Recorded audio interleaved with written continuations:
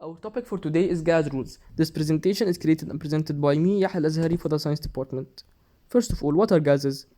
A substance or matter in a state in which it will expand freely to fill the whole of a container, having no fixed shape unlike a solid and no fixed volume unlike a liquid. Let's take this picture as an example. The pen has two different types of matter. The first one is a liquid, which is water in this case. Liquids have no fixed shape, but they have a fixed volume.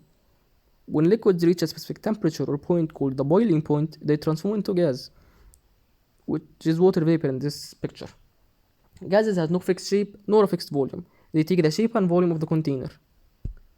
This state of matter has some rules. One of them is the combined gas law. This law combines the three gas laws: Boyle's law, Charles' law, and Gay-Lussac's law. Before going into details, let's discuss each of these laws individually. Boyle's law was created by Robert Boyle, an Anglo-Irish chemist. He states that the absolute pressure and volume of a given mass of confined gas are inversely proportional, provided the temperature remains unchanged within a closed system. The equation is P1, the initial pressure, times V1, the initial volume, is equal to P2, the final pressure, times V2, the final volume. You may have noticed the term inversely proportional, which means if one of the components increased, the other should decrease. If pressure increased, volume will decrease.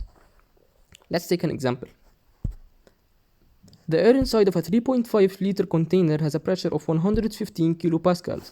Pascal is the SI unit for pressure, which is used in the International System of Units. What should the volume of the container be in order to increase the pressure to 135 kilopascals? So the unknown here is the final volume. According to the rule, which states that the relationship is inversely proportional, because of the increase in pressure, the volume should decrease. Applying the rule, 115 times 3.5 is equal to 135 times x, which is the final volume. 115 times 3.5 is 402.5. Dividing both sides by 135, x is equal to 2.9 liters. The final volume is 2.9 liters. The second law is Charles' law, which was created by Jacques Charles, a French chemist. He states that the volume occupied by a fixed amount of gas is directly proportional to its absolute temperature if the pressure remains constant. His equation is the initial volume is over the initial temperature is equal to the final volume over the final temperature. This relationship is directly proportional, so if the volume increases, temperature will increase. Let's take an example. A 600 milliliter sample of nitrogen is heated from 27 degrees Celsius to 77 degrees Celsius at a constant pressure. What is the final volume? So the unknown here is the final volume. You may have noticed that I didn't write the temperatures as they are in the question. According to the rule, we should use the absolute temperature, and to reach the absolute temperature, we should convert from Celsius to Kelvin. And this is achieved by adding 273 to the Celsius value. Applying the rule, 600 over 300 is equal to x, which is the final volume, over 350. 600 over 300 is 2.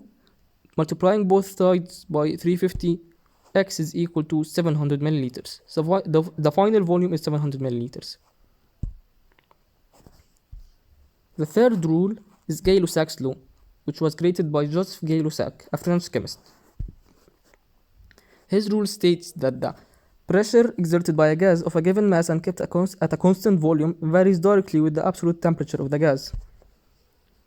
His equation is P1, the initial pressure, over T1, the initial temperature, is equal to the final pressure over the final temperature. This relationship is also directly proportional, so if pressure increased, temperature will increase.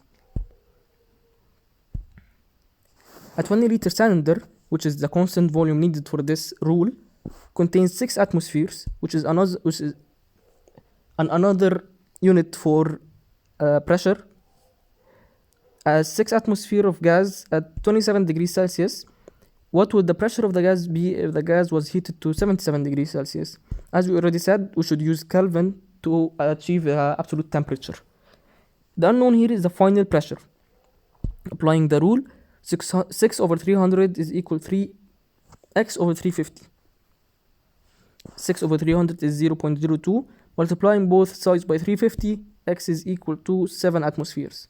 So the final pressure is 7 atmospheres. Going back to the combined gas law. This law states that the ratio of the product of pressure and volume and the absolute temperature of a gas is equal to a constant. P1 times V1 over T1 is equal to P2 times V2 over T2. This law can replace Boyle's law, Charles' law, and Gay-Lussac's law. It can be used in all the examples we said today. I hope you enjoyed and learned a new thing today. Thank you.